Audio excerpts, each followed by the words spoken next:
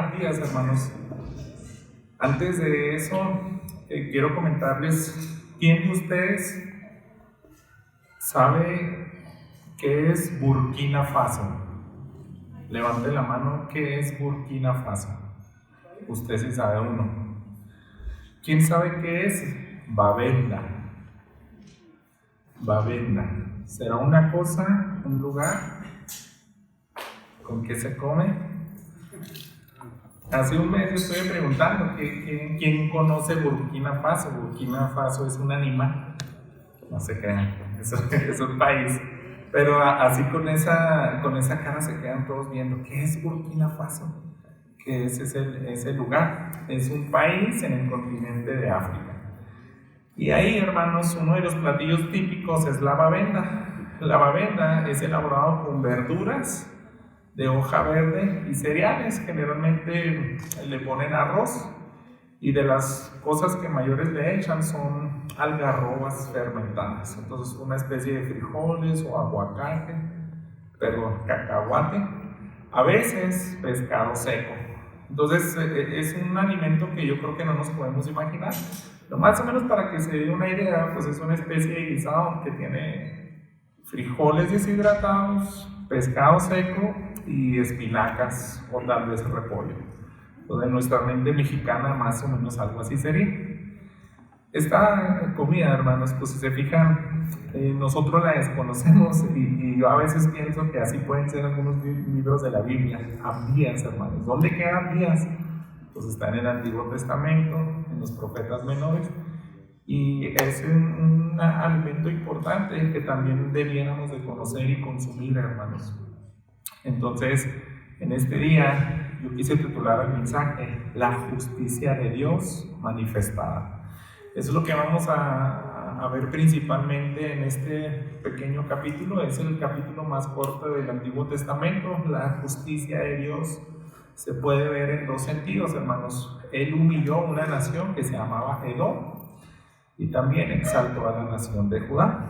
Solamente para darles un panorama súper rápido de este libro, ustedes saben que se encuentra en los profetas menores. En la Biblia de los judíos es un solo tomo que se le dice los 12. Entonces alguien recopiló historia de 12 profetas y las puso en un solo tomo. Entonces, a pesar de que Abdías no viene al inicio de estos profetas menores, en la cronología del tiempo, hermanos, se cree que es el más temprano de todos los profetas. Este libro pues lleva el nombre del mismo autor y es muy difícil, o yo creo que nadie puede identificar exactamente en qué año fue escrito. Lo que más sospechan es que fue un mensaje dirigido para las tribus del sur. Todavía estaban, lo más probable, hermanos, es que él fue contemporáneo del profeta Elías y del profeta Eliseo.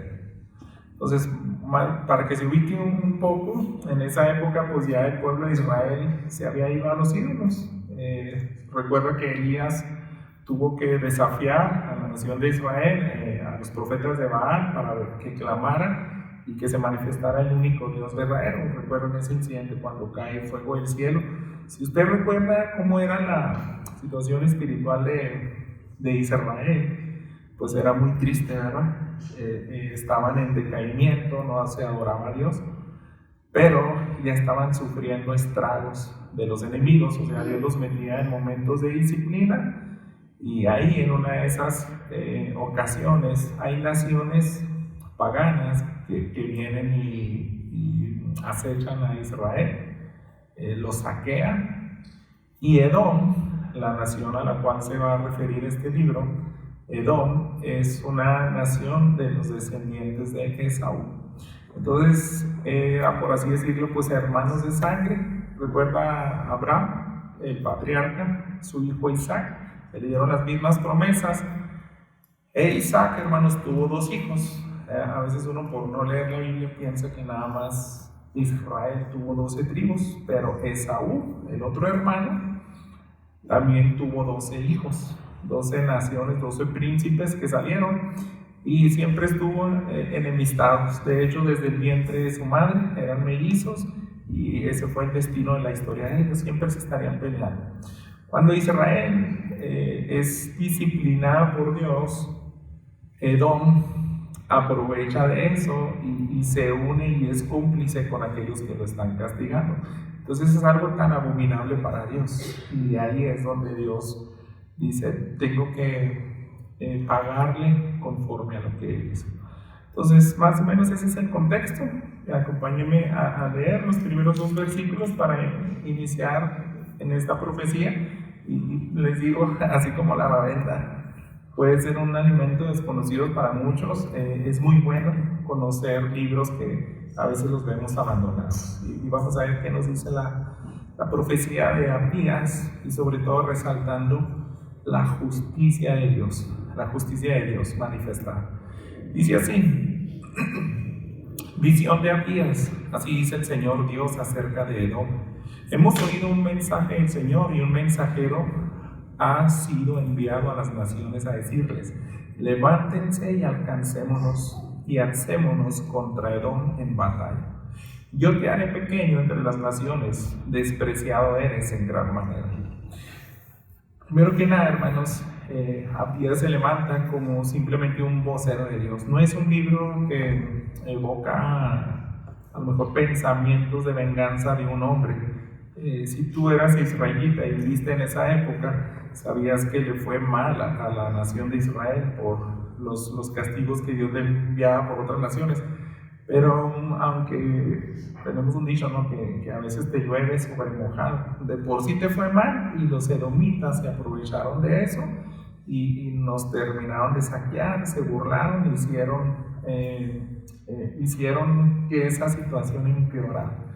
Entonces tú como israelita podrías maldecir a esa nación, pero esta palabra, hermanos, nos dice: así dice el Señor Dios acerca de Edom. Todo lo que vamos a encontrar aquí proviene del pensamiento de Dios. Todas las historias de los profetas, hermanos, nos hablan de cómo se siente Dios en la historia de su pueblo. Si tú lees el libro de los Reyes, Samuel, Crónicas, puedes ver la narrativa de lo que se vivía en la nación de Israel. Pero los profetas te dicen cómo se sentía Dios, cómo se indignaban, qué sentimientos expresaban. Entonces, la justicia de Dios es darle el pago a cada quien conforme a lo que se merece. Entonces, es un mensaje donde dice: así dice el Señor acerca de Edom. Edom son los descendientes de Esaú. Entonces, esta revelación es de parte de Dios, no es un mensaje personal de cualquier israelita. Edom, hermanos, esa nación será castigada. ¿Y por quién? Pues por Dios. Si se fijan, es una visión. Yo creo que este profeta Abdías en algún punto Dios le reveló tal vez acontecimientos del futuro, y todo lo que va a escribir en su profecía es cosas que él está viendo cuando ese castigo se consumó, y simplemente lo está expresando: así te va a ir, vas a ser castigada, y empieza a dar detalles de cómo va a ser castigada. Por ejemplo, el versículo 2 dice: yo te haré pequeño entre las naciones, despreciado eres en gran manera. Es el castigo que Dios tiene destinado para ellos, y nos va a dar las razones. Hay 2 razones principales por qué Dios se indignó tanto con esta nación. Se describe la primera razón en los versículos 3 y 4, dice así: la soberbia de tu corazón te ha engañado. Tú que habitas en las hendiduras de la peña, en las alturas de tu morada, que dices en tu corazón: ¿quién me derribará por tierra? Aunque te remontes como el águila, y aunque entre las estrellas pongas tu nido, de ahí te derribaré, declara el Señor. Esta es la primera acusación, hermanos, es la soberbia.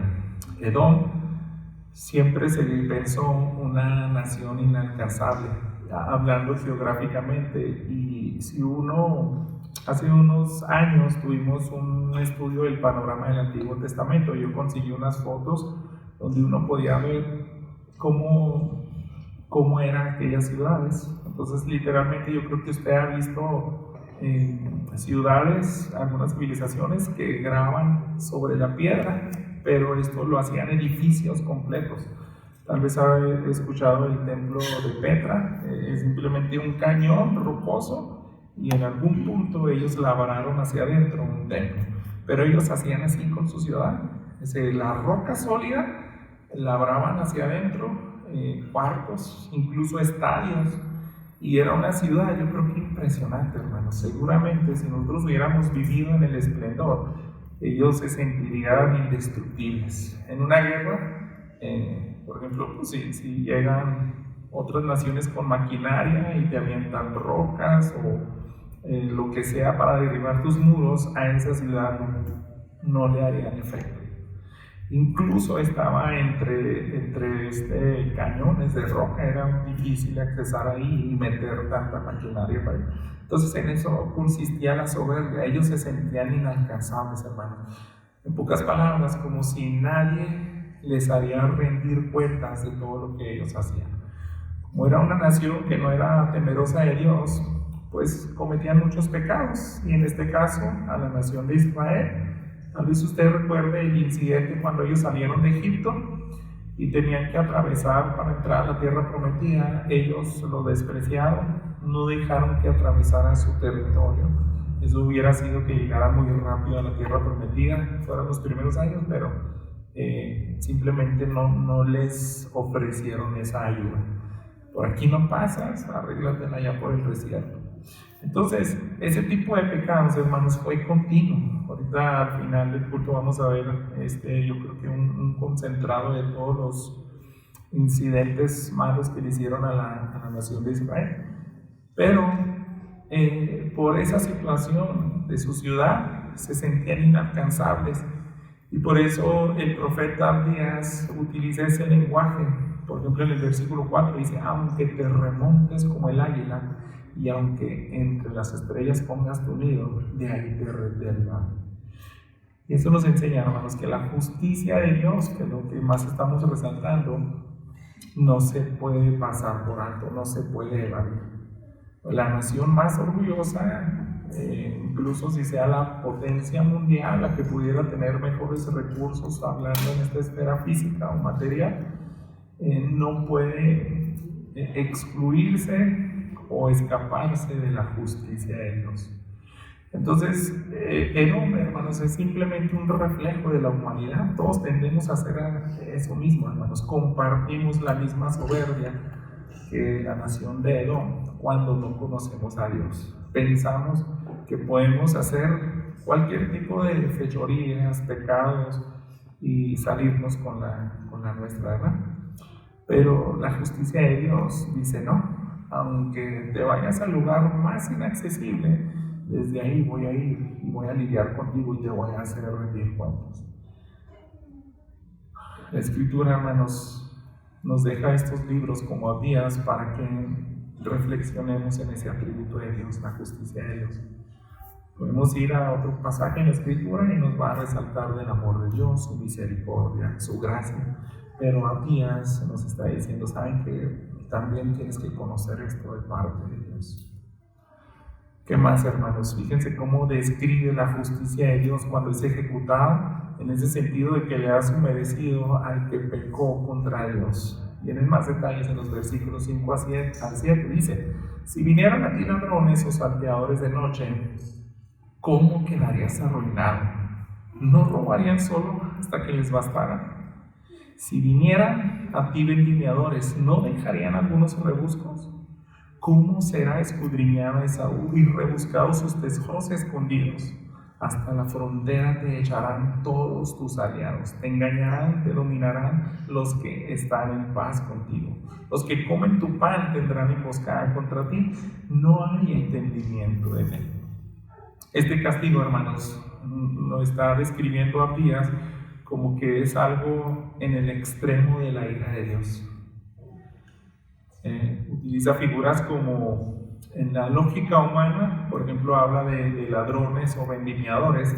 Ellos llegan a un punto, si estás robando una casa, pues de repente dejas algo porque dices, pues no tiene valor, no está muy pesado, me llevé lo más valioso. Rara vez se llevan absolutamente todo, ¿no?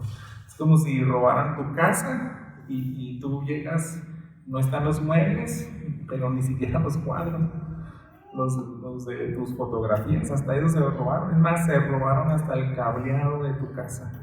En ese sentido es como, ¿quién hace eso? Pues si ya era suficiente con todo lo demás. Cuando en esa época y se le pedía como mandato a la nación de Israel, si tú vas a vendimiar tu viña, tienes que dejar los rincones, tienes que dejar poquita fruta para que llegue el extranjero, la viuda, el pobre y lo recoja. Entonces a lo mejor pues tú eres el dueño y dijo, déjenlo más feito, lo que ya se cayó en el suelo y déjenlo ahí para los pobres, pero dice, no, en tu caso no va a ser así, tú vas a ser arruinado. Así que este castigo, hermanos, nos recuerda que es en el extremo de la ira de Dios. Fíjese cómo traduce la palabra, la traducción Dios habla hoy, de que no habrá misericordia. Dice, en cambio, tus enemigos te han destrozado por completo. O sea, ellos van a ir hasta la cámara más escondida que tienes y van a extraer tus tesoros. Todo lo que más era valioso para ti no se va a escapar. Entonces, ¿qué nos está demostrando esto, hermanos? Cuando la ira de Dios se manifiesta en un extremo, así es en ese momento cuando se perdió su paciencia.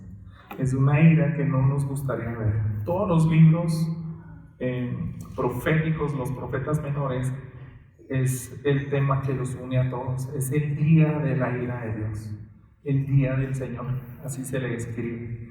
Entonces, cuando se termina la paciencia, dice, no hay comparación, no hay nada aquí en este mundo que se pueda asemejar cuando Dios derrama esa ira. Fíjese qué más nos dice acerca de los versículos 8 y 9 de esa ira de Dios. No destruiré en aquel día, declara el Señor, a los sabios de Edom, ni al entendimiento del monte de Esaú.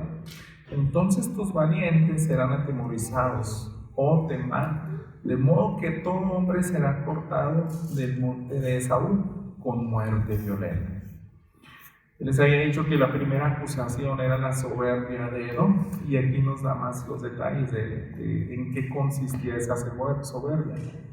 Si me quiere acompañar, vaya al libro de Jeremías, en el capítulo 49. Nos da un indicio de algo muy remarcado que tenía esta nación. Los edomitas se jactaron y seguramente poseían, hermanos, gente muy sabia. Yo creo que ellos también, yo me imagino que por el simple hecho de que tallaran, imagínense un templo, un espacio así como en el cual estamos ahorita en este momento, pero adentro de la roca, ¿qué tecnología tendría? O sea, para dejar bien limpio, bien derechito todos los pasillos, todos los escalones, sus arreglos. Yo estaba impresionado porque nunca había razonado cómo le hicieron. Cuando tú ves, busquen en internet, el templo de Petra o Edom, y son puras ruinas, pero son hermosas, son bellas.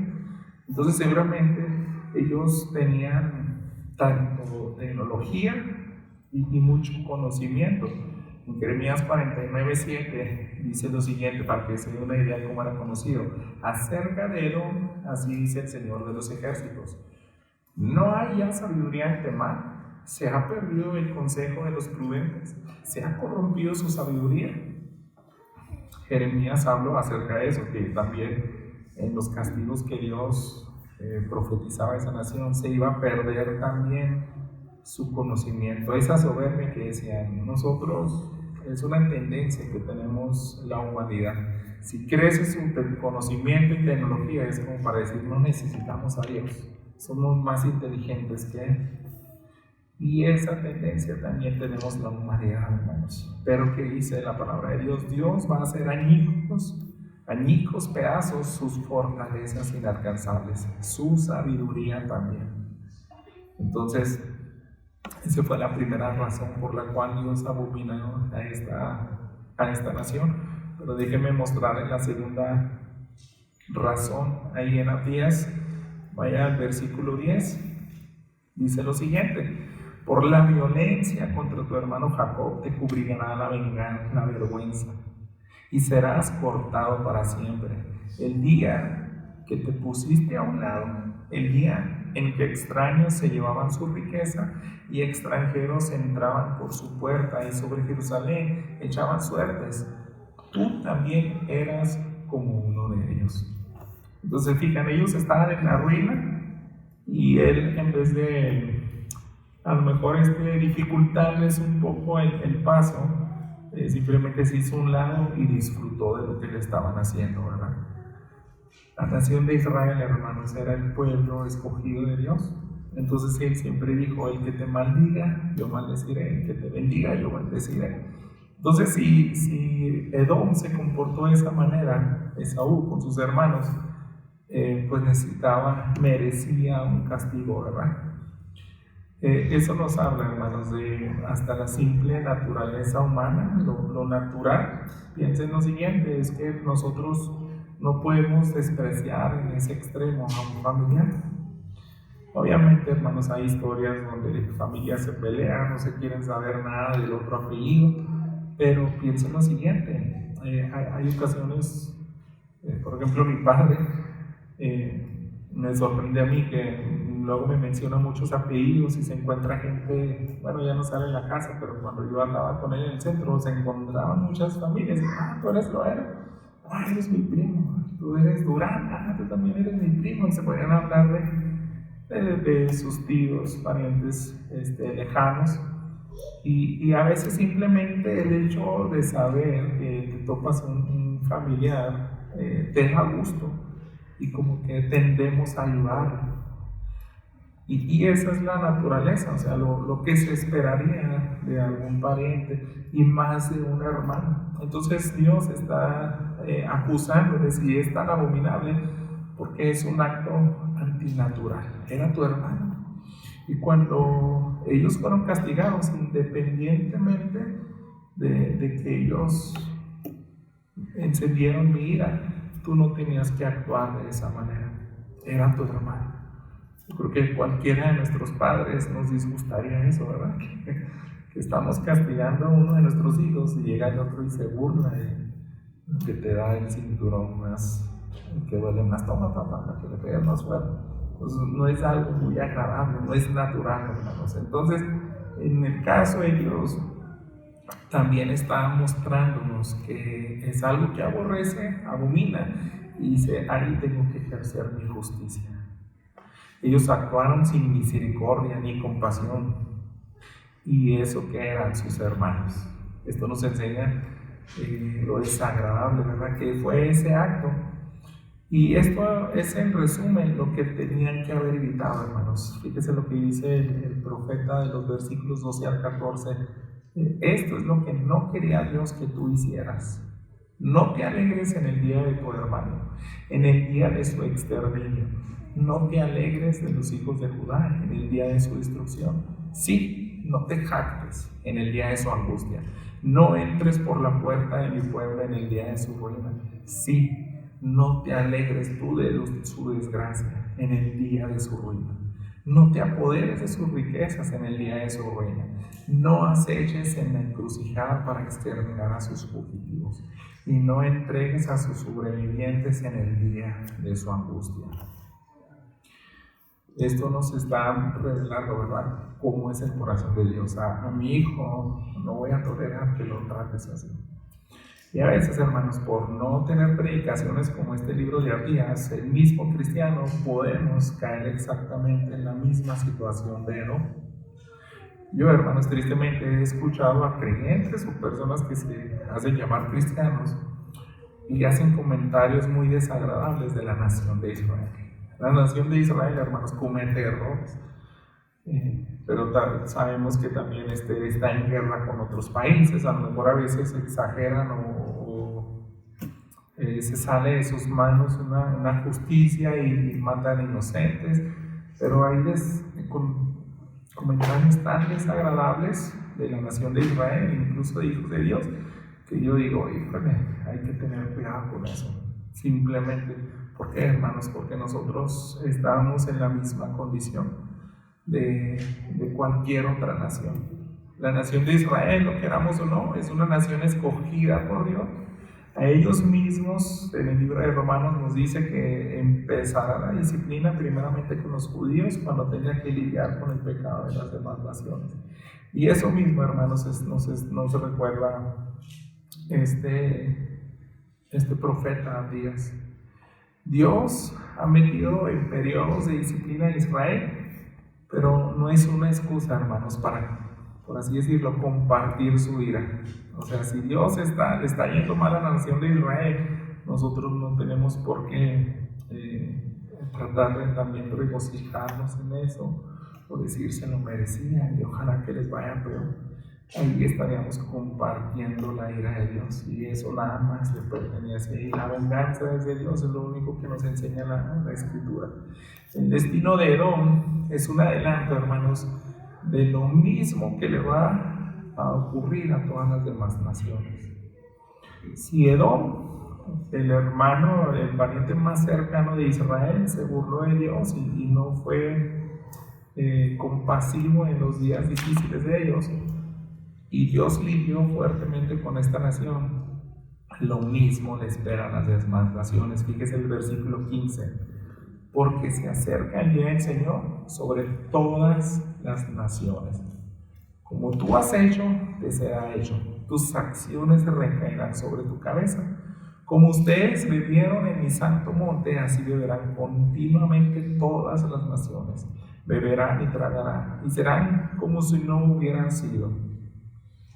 Entonces ahí podemos ver, hermanos, que ese mismo castigo que le sucedió a Edom en algún futuro, y ya ha sucedido con algunas otras naciones, va a ser derramada la ira de Dios. Es como decirle: tú eres el ejemplo para todas las demás naciones que sigan tratando mal a mi nación. Voy a lidiar severamente. Entonces, la humillación de Edom, hermanos, tiene esa figura de beber la ira de Dios.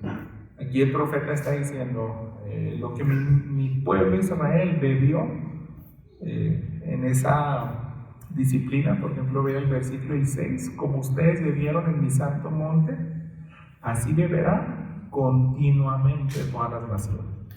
Yo puedo manifestar mi disciplina, mi castigo a mis hijos, pero solamente va a ser temporal. Pero todas las naciones paganas lo van a experimentar continuamente. Va a ser terrible, no se compara. Al menos en mi pueblo va a tener fin, pero con ustedes no. Esa figura, hermanos, se encuentra también en el libro de Zacarías, el penúltimo libro de la Escritura. Si me quiere acompañar, vaya a Zacarías capítulo 12. Ahí también viene esa figura. Siempre que nosotros escuchamos de la copa de Dios, nos habla de que es algo amargo, algo que nadie quiere beber. Fíjese, Zacarías 12:2: yo haré de Jerusalén una copa de vértigo para todos los pueblos de alrededor, y cuando haya asedio contra Jerusalén, también lo habrá contra Judá. Se fija, ahí nos está recordando de que esa copa de vértigo es para todas las naciones. Los que no se someten al señorío del único Dios, les espera ese mismo trago amargo, ¿verdad? Hace poco, hermanos, escuché la ilustración bueno, no es ilustración, dicen que fue un hecho real en algún seminario. Un maestro que estaba enseñando a predicar a sus alumnos rentó una ven y se los llevó a un panteón. Y ahí en el panteón les dice: elijan una tumba. Y pues todos así medio extrañados: ¿para qué? Y bueno, yo escojo esta. Se van a poner a predicar, que está ahí. Este se llama Alberto, creo. Y Alberto, en nombre de Cristo, levántate. Y todos se quedan: este maestro está medio loco, ¿no? Y gritó como unas 5 veces, y todos bien extrañados, ¿no? Pues, ¿cuál es la aplicación de esta clase? Y luego dice: acostúmbrense a eso, porque eso es lo que les va a pasar cuando ustedes prediquen. Van a hablar a las personas y parecerán como estos, no les harán caso a Dios. Sin embargo, la palabra de Dios, hermanos, es poderosa y a veces sí va a despertar a naciones como no. Existen profetas como Abías, y si se fija, mayormente los profetas llamaban al arrepentimiento a la nación de Israel. Pero Abías dijo, no, Dios también quiere alcanzar a aquellas naciones que son paganas y les quiere hablar de la justicia de Dios. Hoy en día, hermanos, pensando un poco en las aplicaciones, muchas personas le puedes hablar de esto, puedes hacer un sermón incluso más agresivo y a lo mejor no va a pasar nada en sus corazones. Pero uno nunca sabe, hermanos. A veces una predicación como Abías y recordarles la justicia de Dios manifestada cuando humilla puede causarles un temor reverente. Y esas personas, de alguna manera, Dios escoge el día, la hora, la circunstancia, en un lugar así como en el de este día. Escuché una predicación de Abías que me recuerda que es una realidad que Dios se indigna, Dios se enoja. Entonces tengo que considerar eso y evitarlo. Me gustaría manifestar su justicia, pero cuando da un pago bueno. La justicia, pues una definición básica es simplemente darle el pago a cada quien de lo que se merece. Si hiciste mal, la justicia te va a dar un castigo. Pero si hiciste bien, lo justo es que se te dé algo bueno. Entonces yo quiero experimentar la justicia de Dios con bendiciones. Esa es la segunda parte, hermanos, de este sermón, la exaltación de Judá. Vamos a ver también, la justicia de Dios, pero cuando manifiesta una buena recompensa. Si tú sufriste, si tú padeciste por Cristo, en la Escritura te dice que te va a dar una corona de vida, va a enjugar tus lágrimas. Entonces esa recompensa es la que yo quisiera, ¿verdad? Y la profecía de Abías también trae esperanza al pueblo de Dios. Mire, vamos ahí en el versículo 17 para ver la exaltación de Judá. Dice así: pero en el monte Sión quedará un remanente y será lugar santo, y la casa de Jacob volverá a tomar sus posesiones. Entonces la casa de Jacob será un fuego, y la casa de José una llama, y hojarascas la casa de Esaú. Los quemarán y los consumirán, y no quedará sobreviviente alguno de la casa de Esaú, porque el Señor ha hablado. Entonces los del Negev poseerán el monte de Esaú, y los de la Cefela, la llanura de los filisteos, poseerán también el territorio de Efraín y el territorio de Samaria, y Benjamín poseerá Galaad. Y los desterrados de este ejército de los israelitas que están entre los cananeos hasta Sarepta, y los desterrados de Jerusalén que están en Sefarad, poseerán las ciudades del Negev. Ahí, en todos esos detalles de restauración que está viendo Abías y está profetizando, se puede dar una idea de que la nación de Israel estaba todavía bajo el castigo de Dios. Pero Abías dice, eso va a terminar y todo va a ser restaurado. Quien dice, el favor de Dios va a regresar a la nación de Israel, va a quedar un remanente y van a recuperar todo lo que le quitaron los enemigos. Van a volver a su esplendor. Y nos habla una bendición tras bendición, ¿verdad? Son lugares geográficos. Cuando uno lee la Biblia, te está describiendo todo lo que es alrededor, al norte, sur, este, oeste de Israel. Entonces, todas esas naciones que te quitaron territorios, tú vas a ser el instrumento de justicia por el cual Dios las castigue y volverán a servirte a ti. Eso, hermanos, para un judío debiera tener esperanza. Si eras temeroso de Dios y anhelabas y confiabas en las promesas de Dios, descansarías y dirías, qué bueno es Dios, esto va a terminar. Nosotros, yo a veces he reflexionado, ¿no? Porque hay males en esta vida que no se acaban rápido y como que uno no quisiera vivir en esas épocas. Imagínate que hubieras vivido en los primeros 300 años del cristianismo, donde a los cristianos torturaban, se perseguían, se metían a los policías romanos, se les echaban fieras. Entonces uno pensaría que ya se acabe esto, que nomás sean 10 años y a lo mejor ya me toca vivir una vejez más tranquila, pero no, se morían generaciones, hermanos. Imagínense 300 años de castigo, y yo creo que en la época de Abdías ya había iniciado esa disciplina de Dios. Yo les había dicho que más o menos un indicio, y si fue contemporáneo de Elías y Eliseo, les tocó vivir esos periodos de disciplina, como la sequía que envió Dios. Y el escrito fue más o menos en el 840, 850 antes de Cristo. Esos acontecimientos, pero esos acontecimientos, hermanos, se extendieron por unos 400 años. Si nosotros tenemos el libro de Abdías, es porque alguien, por así decirlo, lo desempolvó 400 años después. La persona, algunos piensan que pudo haber sido Malaquías, tomó los 12 profecías, Oseas, Joel, Amós, Abdías, Jonás, todos esos 12 libros y los juntó en un tomo con un objetivo de decirle a la nación de Israel: ustedes, si se fijan, siguen en el mismo castigo y disciplina de Dios. Ya pasaron los 70 años de Babilonia, que se los llevó cautivos Nabucodonosor, fueron esparcidos a todas las naciones, pero aún así hay esperanza. Pueden recibir la bendición de Dios, y nos da indicios y pistas de que solamente va a ser un remanente. Quiero dejar bien claro, hermanos, que si tú vas a recibir la bendición de Dios, la justicia aplicada nunca va a ser por tu justicia, porque Israel también pecaba.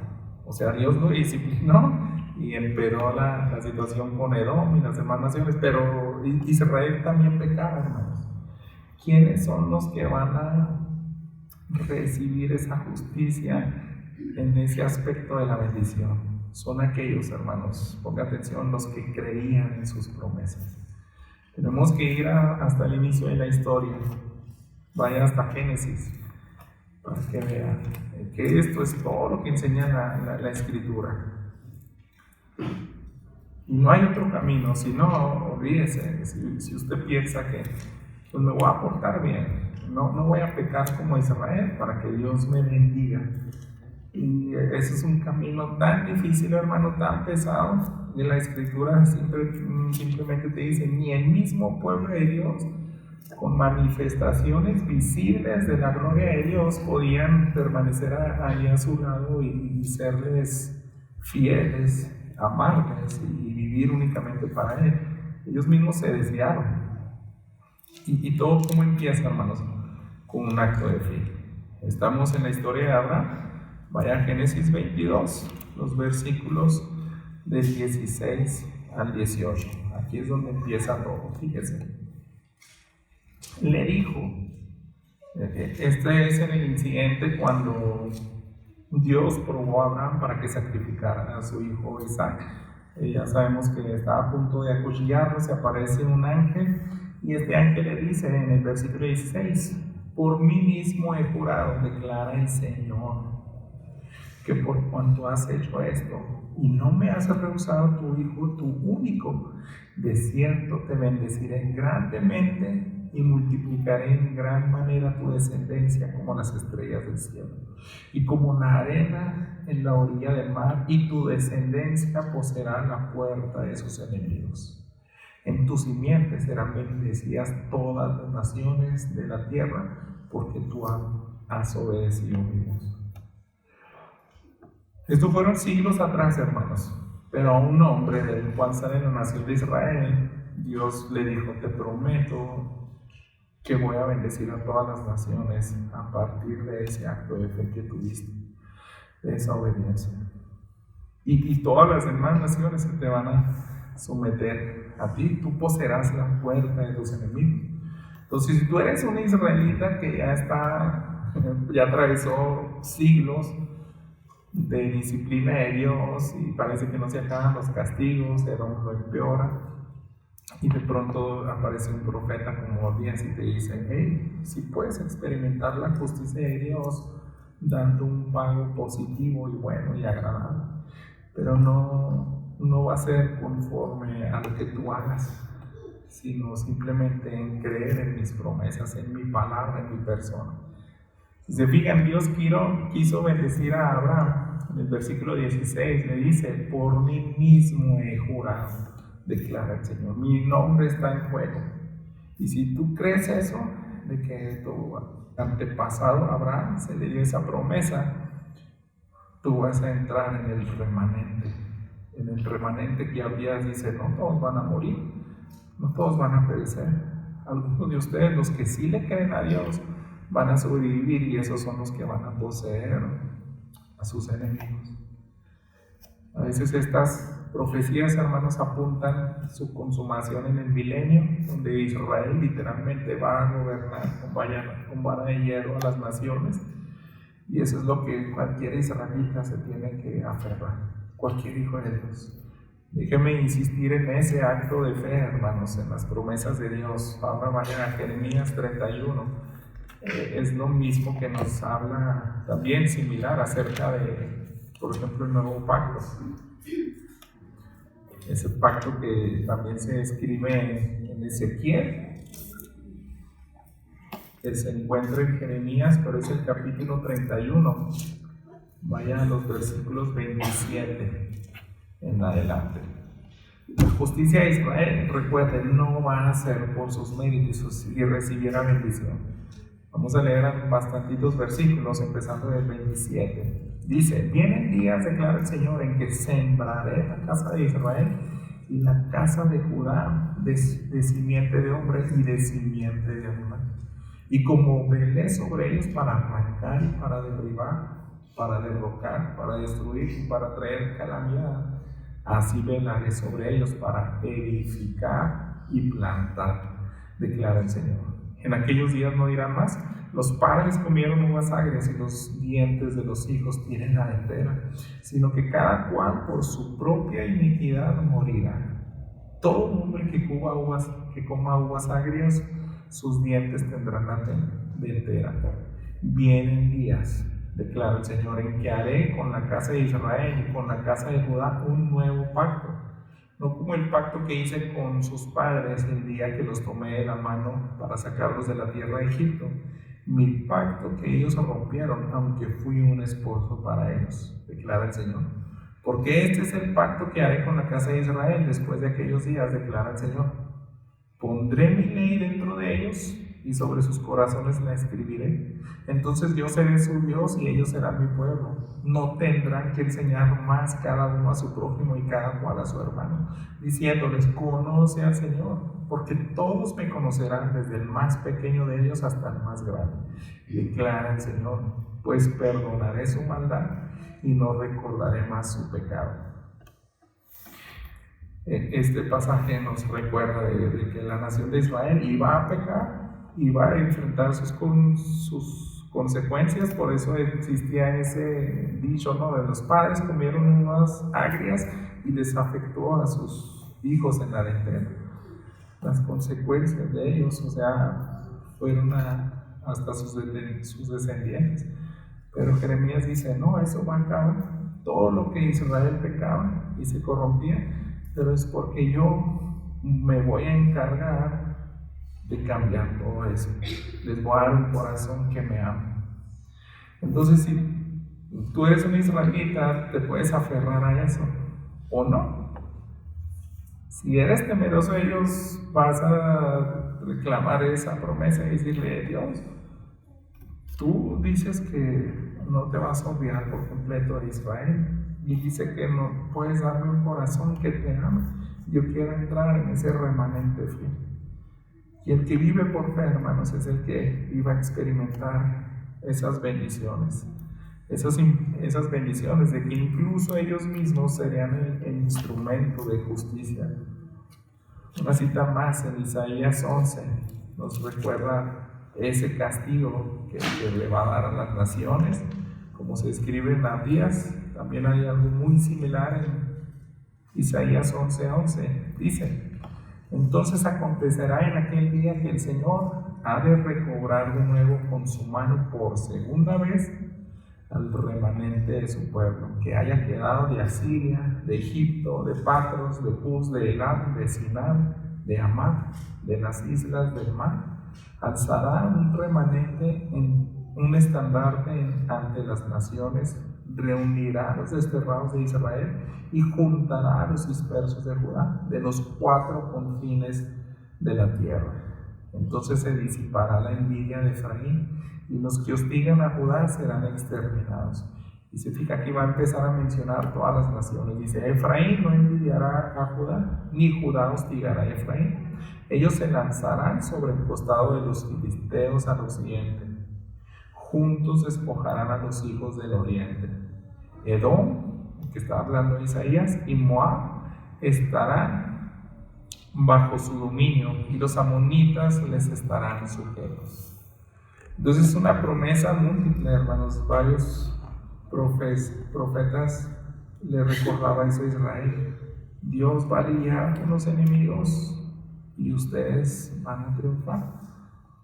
Pero ¿quiénes son los que van a vivir eso, hermanos? Los que creen en Dios, los que anhelan que todo sea restaurado. Último versículo de Abías, hermanos, 21, dice: los libertadores subirán al monte Sión para juzgar al monte de Esaú, y el reino será del Señor.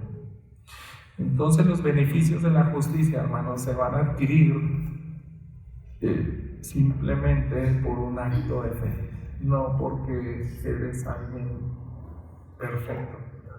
O sea, la nación de Israel está en todas las profecías como un pecado, pero ese pecado Dios les levantará el castigo y va a tener compasión y misericordia a los que creyeron en lo que Él prometió. Todo esto, hermanos, los beneficios de la justicia se adquiere por fe.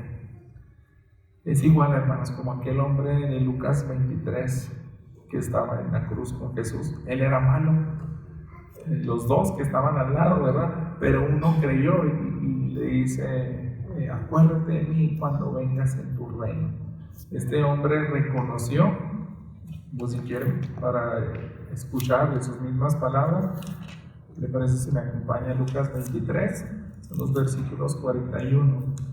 Piense, es exactamente lo mismo que nos pide Dios para experimentar la justicia que trae bendición. El pago agradable que todos quisieran se obtiene así. Versículos 41. Se apartó de ellos,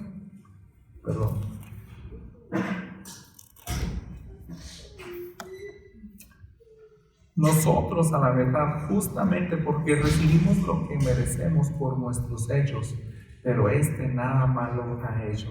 Está hablando del ladrón, el malhechor de ellos mismos, pero no hay Jesús. Añadió: Jesús, acuérdate de mí cuando vengas en tu reino. Entonces Jesús le dijo: en verdad te digo, hoy estarás conmigo en el paraíso. Te voy a dar la recompensa que te mereces por ese acto de fe, de que tú sí creíste que soy el Rey de Reyes y Señor de Señores. A ti mostraré mi justicia exaltándote. Así como Abías dice: Judá será exaltado, también tú puedes ser exaltado si crees, ¿verdad? Si te aferras a que ese acto de justicia, como aquel malhechor, él creyó, él va a ser el Rey de Reyes y Señor de Señores. Su reino va a restaurar todo, va a someter a todas las naciones. Y conforme avanzan los evangelios y la escritura nos enseña que la justicia de Jesús te la va a dar. Todo esto, hermanos, este libro, si se fijan, quise resaltar la justicia de Dios cuando se manifiesta en su ira y en el pago al malhechor, o en bendición exaltando por un acto de fe. Entonces, hay un par de cosas que me gustaría, hermanos, que consideráramos en este día. Número 1, a mí me llama la atención, hermanos, que podemos olvidar este tipo de mensajes Y no sé, creo yo que Dios de alguna manera nos está diciendo, ¿por qué no haces exactamente la misma tarea de Abdías? Porque si hay un registro en la escritura, hermanos, hay más registros, pero un libro como Abdías son personas que yo envié para hablar a las naciones paganas acerca de mi justicia. Y tiene una intención, hermanos. Si no, no tendríamos libros, y ustedes leen las demás profetas, no solamente profetizaban a Israel, sino también al pagano. A mí, hermanos, en lo personal, es como si Dios me dijera, oye, a ver, ¿qué tan seguido haces tú eso? De decirle a las personas que yo aborrezco, que les espera un castigo. No es una tarea fácil, hermano. Entonces yo creo que por eso mismo la iglesia, por no tener mensajes así como Abdías, se nos olvida que yo creo que también tenemos exactamente el mismo llamado. Dios es amoroso, Él dice, no quiero que el impío perezca, sino que proceda al arrepentimiento. ¿Y cómo lo va a hacer? Hasta que alguien vaya y le hable de lo que le puede esperar. Mi justicia, mi ira desbordada, y es indescriptible, ¿verdad? El castigo. Nosotros, hermanos, tenemos que confrontar a los paganos y al mismo tiempo darles esperanza. Decirle, eso se puede evitar. Tú tienes que asegurarte que puedes entrar al remanente de Dios, el cual no va a sufrir ese castigo. Esa es la invitación que siempre ha existido, hermanos, desde Abdías hasta la fecha, desde antes. Entonces, leer un libro como Abdías, que les digo, igual de perdido, yo creo que Burkina Faso, y que muchos dicen, pues ¿para qué leer ese lugar? Déjeme decirle, regresando a la babena, ese alimento que yo les comenté al principio, se dice que inicialmente se consumía principalmente durante épocas de escasez, ahí en ese país de África. Este país de África no tiene contacto con el mar, está al noroeste del continente, pero yo pensaba en esos tiempos de sequía o de hambruna, alguien inventó esa dieta pues para sobrevivir. Entonces dice que fue a hacer un alimento que se consideró como el mejor platillo para los desfavorecidos. Por eso se hizo como el platillo popular de esa nación, porque dice, nos salvó de hambrunas. Era algo que necesitábamos. Y yo creo, hermanos, que en esta época también diríamos lo mismo de Abdías. Sí es saludable que recordemos ese atributo de Dios y que despierte la iglesia y digamos, Dios se toma muy en serio su justicia y también quiere anticipar a aquel que la va a experimentar para llamarle al arrepentimiento. Es decir, existe la ira de Dios, su justicia no se puede pasar por alto. Entonces le hablas también de la esperanza. Hermanos, este mismo platillo para otros consumidores también lo consideran como un buen laxante. Entonces también es algo positivo si estamos, no sé si, porque en la época actual de lo que yo estuve leyendo varios artículos, me llamó la atención porque decía, no, también sirve para eso, te limpia muy bien el estómago. Y yo creo que a veces, hermanos, también necesitamos desintoxicarnos nosotros. Si no leemos acerca de los atributos de Dios, de su justicia en ambas direcciones, cuando manifiesta su ira o su bendición, nos vamos a perder de muchas bendiciones, hermano.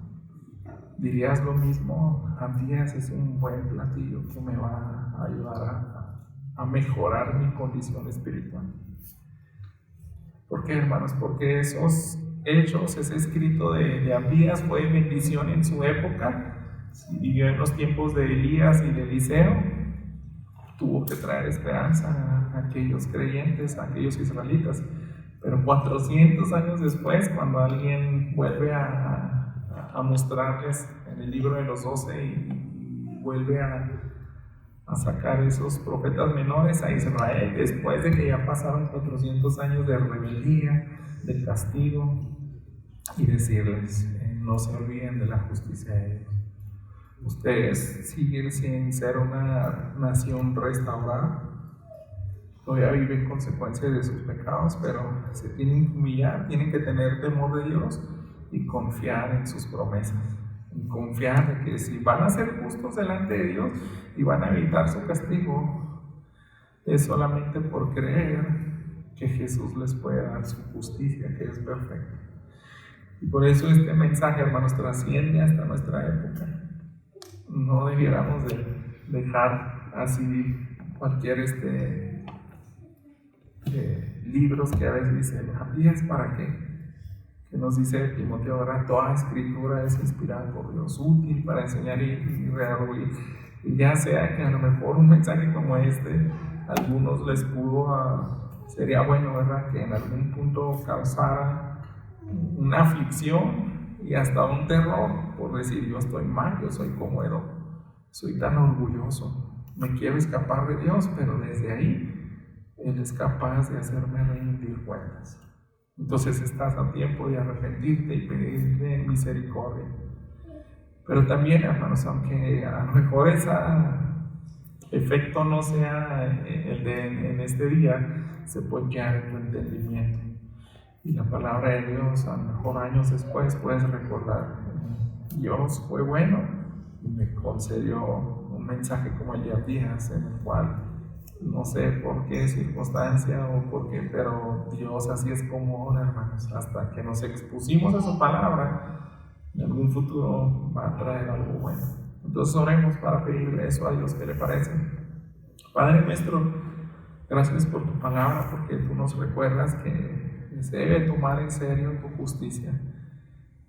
Y también yo creo que nos llamas a compartir ese atributo que a veces muchos no se nos hace fácil, tal vez ni agradable, porque a nadie le gustaría escuchar acerca de que le confronten sus errores, sus pecados, y de que va a haber un pago, y ese pago incluso puede ser eterno. Pero yo creo que eso es lo que necesitamos, Padre. En algún momento agradecemos por esta escritura, te damos el honor y la gloria por lo que vaya a resultar, Señor, en nuestras vidas, y a quien podamos también compartir un mensaje de Abdías. Te ruego, Señor, que sigas alimentando a tu iglesia. Gracias por traernos una dieta un poco diferente. Gracias porque también es lo que necesitamos en Cristo Jesús. Amén.